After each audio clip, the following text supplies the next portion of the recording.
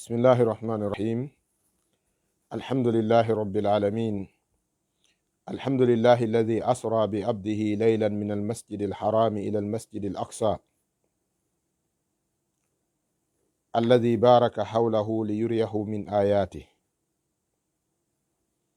والصلاة والسلام على ذاك النبي الذي جاء بالهدى وأداح الدجى، محمد المبعوث رحمة للعالمين، صلوات الله وسلامه عليه وعلى آل بيته الطيبين الطاهرين وعلى أصحابه المجاهدين المنتجبين الأخيار الذين جاهدوا معه في سبيل الله حق جهادهم حتى أتاهم اليقين. نحمد الله على نعمة الإسلام ونشكره سبحانه وتعالى أن يرزقنا الموت على الإسلام والإيمان. siɓɓe an julɓe tedduɓe sutiɓe lanka mbodo ɗo e fewndo o saayi ɗo, caggal yettugol Allah subhanahu wa ta'ala yettore nde o handi e yettede, mi jarnamo jarore nde o foddi e jarnede e dow nemaji makko kanko ro'inno jiyaɗo makko on. ɗum woni yarinimo jemma, ƴettimo ka julirde ka suudu makko hormanteru Makka, naɓimo ka julirde teddunde barkinande Jérusalem ka Baytul Maqdis, ɗum ko Palestine.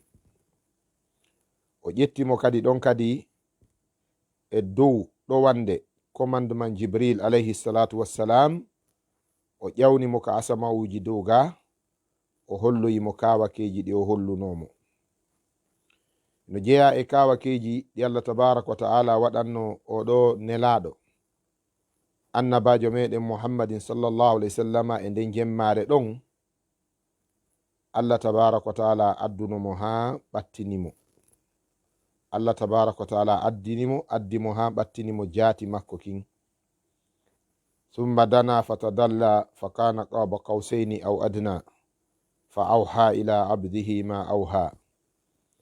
Allah subhanahu wa ta'ala ɓannimo ha o ɓatti waywa hakkude laanyal ngal e dagawal ngal. o jonnimo ɗon, o wahoyine makko ɗon ko o wahoyinno kon e makko. Allahu subhanahu wa ta'ala tagi yimɓe ɓen, o suɓi, o waɗi ɓurdindinal suɓande nelaɓe annabaɓe. o wi en tilka rusulu faddalna ba'dahum ala ba'd. ɓen ɗon nelaɓe nulanoɓe min ɓurdindini yoga e dow yoga, mana min okki yoga ko yoga okkaka. piiji ɗi bani adama woni nafitorde ɗin ɗo fo kadi o waɗi ɓurdigal e hakkundeji majji. ƴette misal ngal otoje dogayɗe ɗen ka hoore leydi ɗo, hiɗen andi baabiru ndun ko oto, pradowal ngal ko oto, humerwal ngal ko oto. kono mo yahi sodugol tawi ko coggu baabiru o yooɓi, o wi ko humerwal o artidata, ɓe yettomo ko fetuɗo hiɗe ɓurdi. e cuuɗi ɗin kadi kanji kadi ɗi ari ɗi ɓurdi. leyɗe ɗen kadi kadhalik. mo innima lagine ka meɗen ɗo ko gore Amérique, ma lagine ka meɗen ɗo ko gore Faransi, anunnay tum fanka. e goɗɗi goo no gasa lagine ɓura ɗin ɗe leyɗe ɗon. kono noon e ko ɓuri jaalade ko anda kon e bange ɓantal ka aduna ɗo, no anda ɗen ɗon leyɗe no ardi en. kadhalik ka Islam, Allahu tabaraka wa ta'ala addi waɗi ɓurdindinal hakkundeji leyɗe ɗen. leydi ɓurdi laaɓude ndin, ɓurdi teddude ndin, ɓurandi yiɗede ka Allah tabaraka wa ta'ala ndin ko Makkatal Mukarrama. hikkindi ɗon ɗin ko Madinatul Munawwara. hikkindi ɗon ɗin ko Ardul Muqaddasa Jérusalem, ɗum ko Palestine. Allah subhanahu wa ta'ala ko komi yewti en ɗo e ko bakkodirta e ɗum ɗo kon fuu, Allah subhanahu wa ta'ala tumbi ɗum e nder aya goto: wa yakhluqu rabbuka ma yasha'u wa yakhtaru. jowma ma hino taga konko faala tagude fof, o taga fuu o moƴƴina ha moƴƴa, o suɓo hen o ɓurdindina. annabi meɗen muhammadin sallallahu alaihi wasallama ɓe maki ka sunna maɓɓe la tushaddu rihalu aw la yushaddu rihalu illa ila ihda masajidi salasa, illa ila ihda masajidi salasa. ɓe maki kamɓe annabijo sallallahu alaihi wasallam jooɓa haɓɓetake yahe fanane julirde, immane julirde, fi duumoyagol e mayre, ñiiɓa e mayre, ñinna dewal e mayre, diwa julirdaje, acca julirdaje, feƴƴa julirdaje, yawta julirdaje, yaha e julirde fi wurnitugol nde ñiiɓa e mayre, sina e gotel e julirdaje ɗen tati.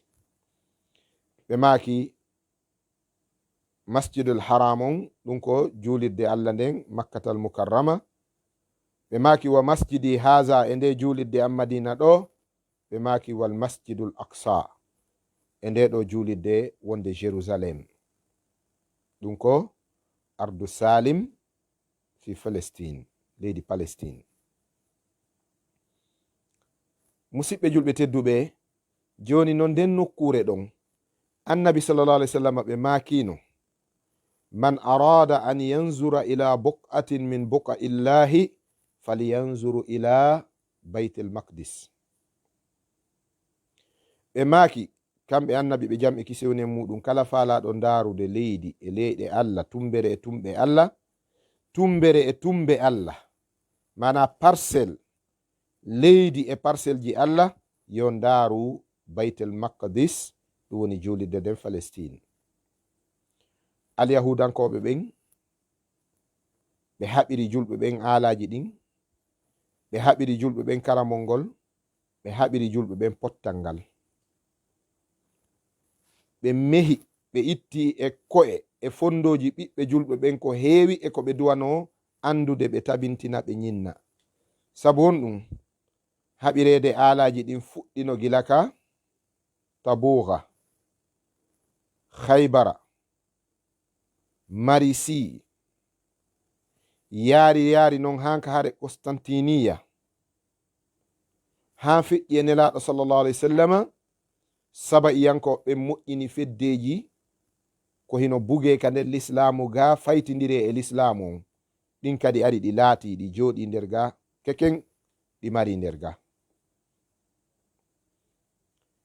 ɗin no mehude finde sellunde fewunde nden e fondoji ɓiɓɓe julɓe ɓen, lurre e lutodiro e wopodiro e alodiro e konnodiro e hasidaku, ɗum heewi e ɓerɗe ɓiɓɓe julɓe ɓen hande, arabeɓe e ajamiyankoɓe, ɓaleɓe e raneɓe. nin wurirɗen. allahu subhanahu wa ta'ala o yeeti julɓe ɓen yo ɓe heɓilo ka lawɗi. e simore qur'an allah tabaraka wa taala wi wa iddu lahum mastata'tum min quwwatin wa min ribatil khayli turhibuna bihi aduwallahi wa aduwakum. heɓiloraneɓe doole. o quwwa ɗo firoɓe alqur'ana hewɓe firi al quwwatu al ilmu, doole ɗen ko gandal ngal, la science. gandal dina kan gandal science on, gandal sunna ngal gandal technologie on, gandal ruɗare nden gandal pinal ngal, hawtidireɗi jogito ɗon. on hulɓinay ayɓe allah ɓen, hulɓinon ayɓe mon ɓen. o welsidi ɗen arabe ɓe jooɗi e cippirgol, cippiro fedde feddeji. enen ga jooɗi ɗen e cippirgol fi julle laamuji e toñidiro e kantonji e kansidiro e hasodiro. ɓiluɗen nder ga kadi hen kaari en ko taafen, kaari en ko kooho, ɗum kadi wuuri hakkudeji meɗen hasidaku ngun e konnagu ngun timmi. ɗum fof taw sikku ko hendu wifi ɗum addi, ko yimɓe jooɗi moƴƴini ɗum. ɗum no wiye al ghazwul fikri, ko ɗum wiyete mental battle. combat psychologique ɓe ari ɓe jogi haqqillaji julɓe ɓen.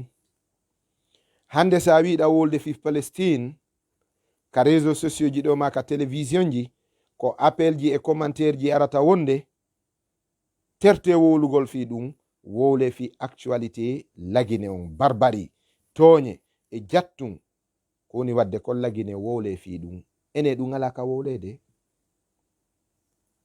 ko hombo yetima almamiɓe lagine karamokoɓe lagine ala dénonsude injustice o lagine, ɓe ala dénonsude mauvaise gouvernance on ko woni musidɓe julɓe tedduɓe ko piiji ɗiɗi watta ha goɗɗo darano hunde: andugol ma hunde nden taw e hoolagol ɓaawo ma on e hunde nden, ko ɗi watta ha daranoɗa hunde.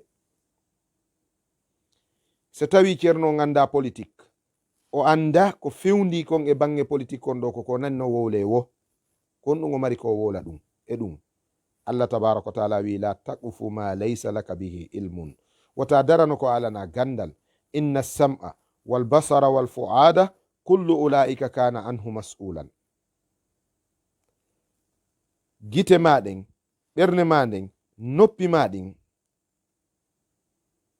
ya andu ɗi fo landitete. foti sa wowli hunde a darnama tawa eɗa andi ko wonɗa wolde kon. ɗon ko goo ɗiɗi hoolagol ɓaawo on ko savanje on wiuno kon jonne lanka mi tippa mi duña e aduna on. si neɗɗo tiiɗari ka tippi tiiɗata ko duñi. lagine ko leydi yahu mahin ha masibo ngon yana e ma tun ɓe yiltitoɓe nawa gerdanayin e mum ton. au contraire ko yimɓe woni miijade kon ka leydi meɗen lagine ɗo a cippiranay ɗo gonga on wonnoɓe ma puusude ɓen, duñe ɓen, coobe ɓen, ñande goo konko wonɗon haɓude ɗa ara jiloɓe responsabilise yaɓe, jonnaɓe kaɓe ñamata ɓe haara, jonnaɓe kaɓe tedda, jonnaɓe kaɓe wura gurdan daɓɓan welɗan, gurdan kumu jonjo, tawa ko neɓi wurude mayay, tawa ñande goo ko an e ɓen tigi woni gerdude e wondunoɗa ɓen hankin hande ko an e ɓen woni gerdude. ka en mandaki ɗum gila fewdo goreɓe an fuu heɓi haqqil wiyede laamu général Lansana Conté hanka wonɗen hande lagine ɗo.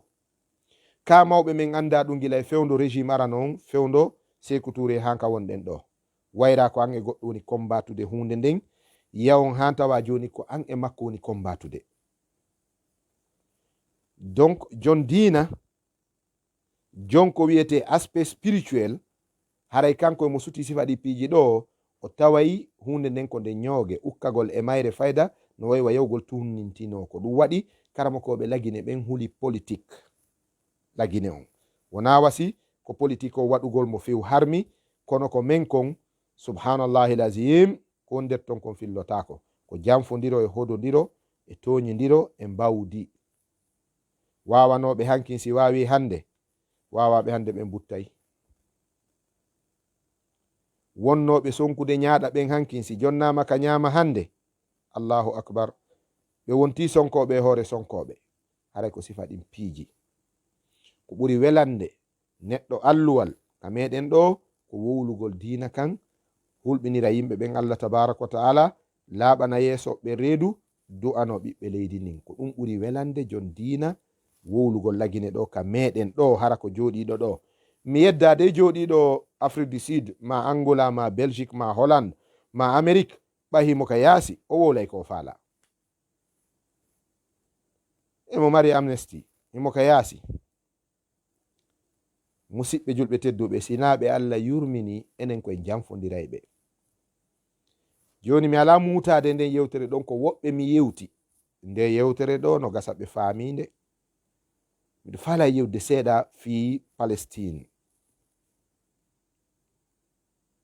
kala wawɗo lan non reprochude opposition an ɗo laaɓanalan reedu ittalan e faljere nden, mi torike mo yo arka privé an ka WhatsApp ma ka Telegram ma ka Facebook ma ɗum o rewa ɗi page ji ka nde yewtere an woni yarude ɗo, o arda ɗon o laaɓanalan reedu, o terto ñoore, o terto sabutugol. goɗɗo waɗa ko an a wawata wadde yiya ella e muɗum, waɗi ko ma kon an kadi yi o. an a wowlari goɗɗo wowli, rutto e makko faljitamo. kanko du o heɓi courage o wawi wakkilade o wowla. an ko honto wowluɗa? haray musidɓe julɓe tedduɓe, haqqillaji men ɗin no duwa hisude. ka yiltorɗa wo hande adnallah on, julɓe ɓen, ɓiɓɓe julɓe ɓen, haqqillaji maɓɓe ɗin no tunnina e fe dina maɓɓe kan. haray ɓe weltori ɗum kadi. Palestine, probléme on Palestine ko probléme jaggu, probléme tooñe, probléme génocide woni Palestine. Genocide in the sight of the law. hara ko yeeso sharia on ko génocide, ko génocide woni Palestine. kono ko honno médiaji ɗin woni wirde probléme on ko conflit israélo-palestinien. conflit ko conflit non, oya no jogi char de combawal, oya no jogi lampurawol. ko honto ɓe fotti kaka fulgere suudu mo lampuranwol on, ka leydi mama makko, ka leydi ben makko, ka leydi makko ka o taga ɗon, ka o jibina ɗon, ka o holori ɗon, ka o andi ɗon. ko ɗon goɗɗo ari wi yo immo kanko o jooɗo, ko ɗon goɗɗo ari wi kanko o wonata ɗon, ko kanko wonta ɗon. o ardi kadi e alaji yandanɗa hoorema heƴata hay arana ɗon char de combawal contre lampuranwol. sifa ko wiyete kon manifestation Conakry ɗo, ɓena police on ko ñamaku woni bugade. ñamakure wotere si yani ɗo temeɗɗiɗo yimɓe sakitoto. awa haɗa e nden ɗon ɓe yaada e on ñamaku ka gite ɗon, kono na ɗum ko kure kadi jokkitirta kadi ɓawo kadi. yeto ma non joni ɗo haray ko sakitugol moɓiɓe fiwata ɓe bonnu, la ko warugol moɓiɓe fiwata ɓe wuuru wiyete. donc noon piiji ɗi woni dogirde adnallah on hande.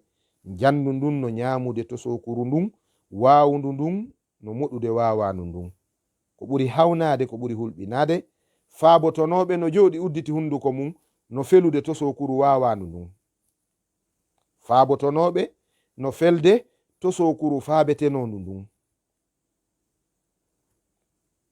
ɗum woni noora mbam moɗi likkun kun no felede, wonde ko kun wasu kun nedi kon ɗum waɗi kun ka ndiyan, konto liggil mari ka wuura. si tawi noora moɗi lingil, ko noora mbanduwa no felede. wona lingil ngil felete fi ko noora mban tawdi lingil ngil kon ka ndiyan, sabu lingil ngil ala ka wuure sina ka ndiyan. si guinejo on piyama fi ko guinejo, ko piiɗo mon fi ko guinejo, ko on duwa haɗede, wona kanko piyaɗo on. si palestinien jon warama fi yo o yaltu ka makko, goɗɗo hetta ka makko, aduna on fo ko palestinien jon duwano jingande, toño on wiye yo accu. ko woni toñowo on ko israel woni toñowo on. organisation ji adnallan fou, institution ji ONG ji ɗin, almunazamatul alamiya, world super organizations ji ɗin, ɗi fo e majji ko ɗi duwano ko yanugol e hoore Israel ittaɓe Palestine.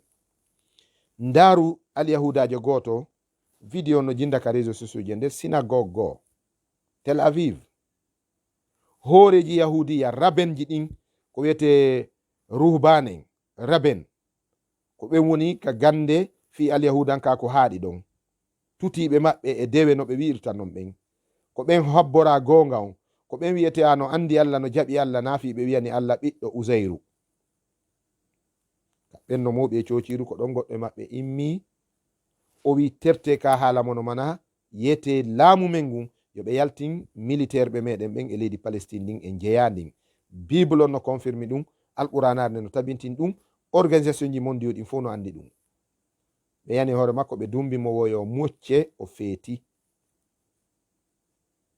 ko gonga on woni waɗa on, ko ɗum itti dande Gaddafi nden, ko ɗum nawrunoya Saddam, ko ɗum jokki kala jokkaɗo. Iran de Muhammad Hatami nam o laami ko wi'unowo Israel déjà alaka carte aduna on, donc konko wona iwede Israel ɗo duwa montede itte. Subhanallah, ɓe ñawinomo terrorisme direct e faalaɗo wadde fitna e adna Allah on. Tawile ko non woniri ko hitande honde état hébreu Israël on woni ko déclara après deuxième guerre mondiale. Après deuxième guerre mondiale fendo tawi lagine ko lagine, Gambi ko Gambi, Mali Bamako ko Mali Bamako, Palestine ko Palestine, Égypte ko Égypte, Liban ko Liban, tawi ndi leydi Israël ɗon ala. Ko après deuxième guerre mondiale on hari on tuman ko Ligue mondiale o Nations Unies ɗo wiyete, ɓe ƴetti ɓe après deuxième guerre mondiale on ɓe addi ɓe ɗon hitande ɓe addi ɓe ɗon, nden hitande artade ɗon ɓe déclari ɓe état autonome en 1949 1949 1949 1949 ɓe déclari ɓe état autonome. Duuɓi guluje arrière Palestine no ɗon ado annabi Musa, ado annabi Ibrahima. Palestine no ɗon annabi Ibrahima ɓay o dogi Irak, ko doguno ari ko Palestine, o fatti arabuɓe ɓen. Lanɗon falamo jattude ɓengu makko, o dogi de makko, o yaari Makka. Koye nden hen annabi Ismaila jibina, annabi Ibrahima accoyimo Makkatal Mukarrama. O arti o jibini annabi Ismailu woni Israel on, annabi Ismailu ari woni ka wiyete Kan'an ɗon, ɓena ɗon Kenan, the promised land, la terre promise. ɗum ko takko Palestine ɗon, bal e nder Palestine. Arabeɓe ɓe annabi Ibrahima tawnoɓen ɗon ha okkimo debbo, ha wattanimo tarajo. Debbo jibini Ishaq, oya tarajo jibini annabi Ismailu woni Makka, woni baba dendangal Arabe. Ishaqa woni baba dendangal e woni baba annabi Yaquba woni baba tribiji ɗin 12 ko ɗi wiyete Banu Israel, the children of Jacob, the four springs of Jacob, les enfants de Jacob, wiye Banu Israila, ɓiɓɓe annabi Yaquba. Ko homɓe wernuno ɓen, ko homɓe ɓen tawno ɗon Arabe ɓen. Annabi Musa alayhi salatu wassalam, jange tariha, jangon Qur'ana, jangon kadi Bible. Ndaron annabi Musa ɓay o fokkintini Banu Israila en leydi Cisjordanie teleren Palestine ɗo ko honɗum ɓen wi'uno kamɓe Banu Israila en. Ɓe wi inna fiha qauman jabbarina inna lan nadkhulaha ma damu fiha fa in kharaju minha fa inna dakhilun. Ɓe wi yimɓe no e ndi leydi ka fokkintinɗa men ɗon Palestine, ɓen ko yimɓe ñaaɗuɓe non, yimɓe dundarankeɓe. ɗum ko on ɓe woni ɓen des Arabes, des Arabs. Fayni yunaɓe ɓen Arabeɓe ɓen Palestine ko ɓen wonno ɗon. Ɓe wi ɓen ko yimɓe ñaaɗuɓe men natta ton. Si ɓe yalti noon ka maɓɓe, an annabi Musa neɓi ko alyahuda ba israiliyankoɓe ɓe wowti wigol goɗɗo yaltu ka makko, kamɓe ɓe hoɗa. Ɓe wi si ɓe yalti minen min natay, si ɓe nata noon jes min natta ton. Izhab anta wa rabbuka fa qatila, yaw an e kotoma piiri donge maɓɓe, minen min tawaka. Donc holli wodede maɓɓe ɗon ado Israel. So tawi ɓe ari hande ɓe wi ko kamɓe jendi leydi, mo Allah trompi ɓuri adna on fo Donald Trump, tawtiɓe e hoore ɗum o wi al qudsu lana, la hawla wala quwwata illa billah, Jerusalem is for us. Ko minen jeeyi ɗon ardu Salim, ko honno ɓe jeeri ɗon tariha jeynaɓe ɗon, defte asamayankoje ɗen jeynaɓe ɗon, jeyɓe ɗon ɓen no piyede ware yaltine ka muɗum cuuɗi mum sunne. E musidɓe julɓe tedduɓe, an fuɗɗoɗa findinde haqqillaji julɓe ɓen e bange ɗen toñe ɗen, goɗɗo yetoma tertefi ɗum wole ko woni feƴƴude Côte d'Ivoire ma lagine ma Sénégal. Ko ɗum mi haalan suka goo, a wi'i commentaire ma ka réseau social ko woni wadde ko lagine ko pire ko woni wadde kon Palestine. Hiɗa wawi wiide Allah yo Allah neldu lagine ko neldi Palestine kon. O wi oye min awa andi no ɓurdi, wona gotum ceerno. Toñe no wadde ga, boneji no wadde ga, kono ɗum yiida yaada no ɓurdi few. E point ngo kadi ɓurɗo wonde important mo ɓiɓɓe julɓe ɓen duwa andude fi qadiyatu Palestine on probléme Palestine wona o probléme arabe. Cheikh Mouhammad bin Salih al Uthaymin ɓe maaki wonde no jeeya e paljol julɓe ɓurgol mawnude bange Palestine, annahum yazunnuna anna qadiyata Palestine qadiyatu arab. heɓe sikkude wonde probléme Palestine on ko probléme arabu. mo yaari ngon sengo ɗon o yani probléme Palestine on ko probléme aqida, qadiya diniya islamiya, ko probléme islam. sabu honnum juulirde tawayde nden ko mone ndengal yahudaɓe waali ko islamu jeyde.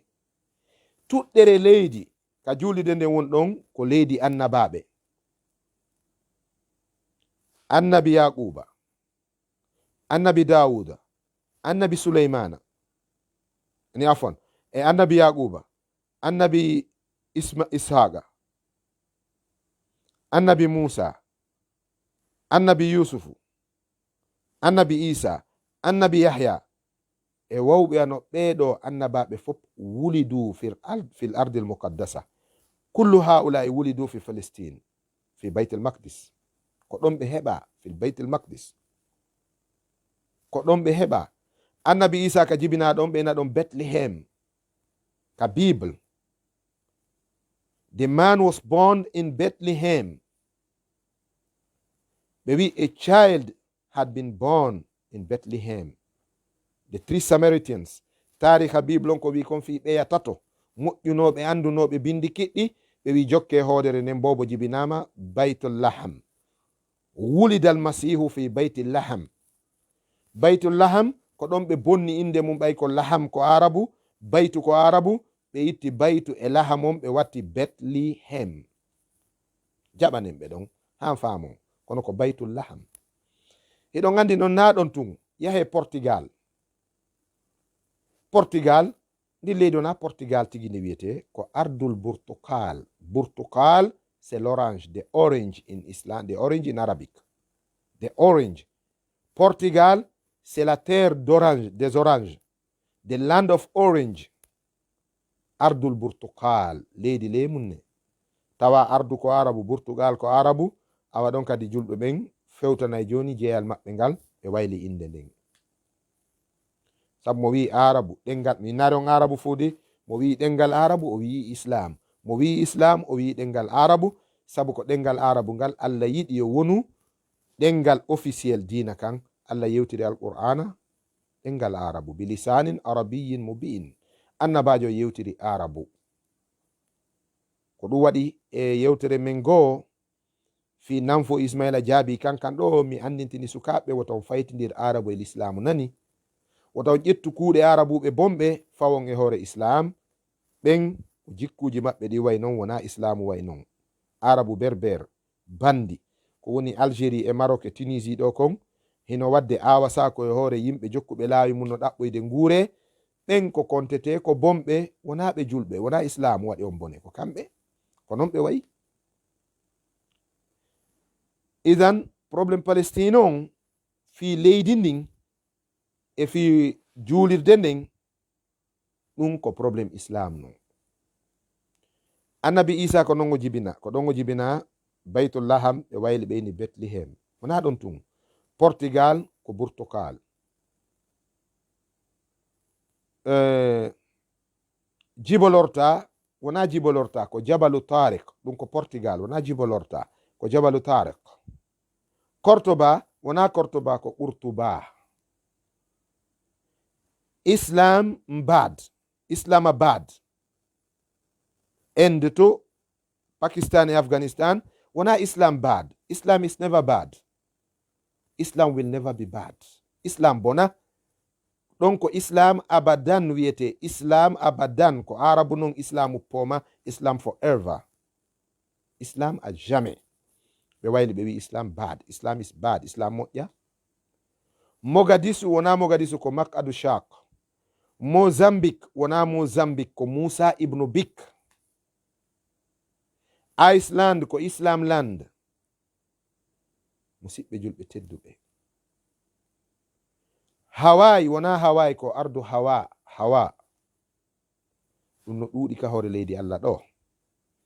ɗum fo no wayla julɓe no bumanno no nangodira gafi masalaji calɗi yankoji taƴidira daaɗe harmidirana aljanna heferɗinra hara ko masailul furuiya, masalaji wonɗi ka calɗide wona masalaji ɗin ka bindere ga ka lasli dina ko wiyete aqida kon.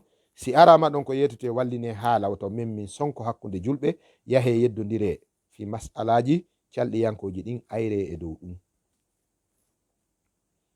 musidɓe julɓe tedduɓe, probléme Palestine on wona o conflit ko o tooñe, ko udwanun alal falestiniyin, wona o khilaf. laysat alqadiya bi khilafin bal udwanun alal muslimin, ko o jaggitande hoore julɓe ɓen. ɗum ɗo julɓe adna Allah ɓen duwa faamude. ɓe annabaɓe jibinaɓe nden nokkure ɓe fof ko ɓe julɓe wonno.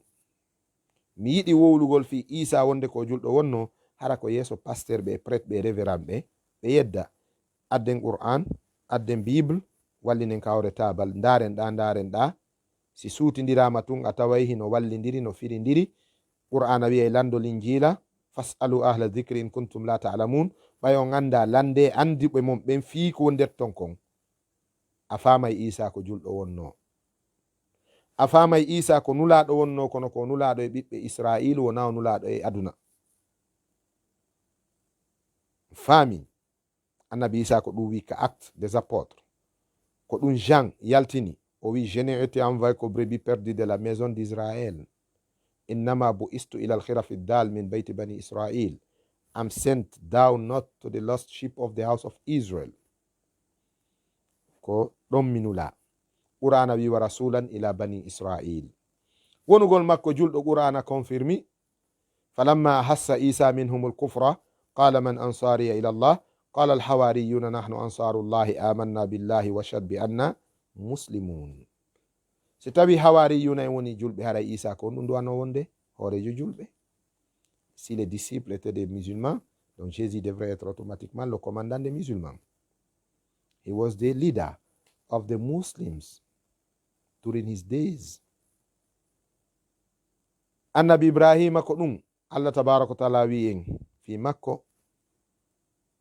annabi Yusuf ko ɗum o wi'uno tawaffani musliman, Allah waranko mi julɗo. annabi Yaquba ko ɗum accirno ɓiɓɓe mum o wi ma ta'buduna min ba'di qalu na'budu ilahaka wa ilaha abaika Ibrahima wa Ismaila wa Ishaqa ilahan wahidan wa nahnu lahu muslimun. minen kadi ko min julɓe wonandemo. ɓiɓɓe annabi Yaquba woni julɓe. o landike ɓe ko honɗum wonta dina mon ɓawan ɓe inni islam, ko min julɓe ko honɗum o wonno. annabi Ibrahim wa man yarghabu an millati ibrahima illa man safiya nafsahu wa laqad istafaynahu fi dunya wa innahu fil akhirati min as-salihin id qala lahu rabbuhu aslim. joma makko wi julɗo, qala aslamtu, mi julɗani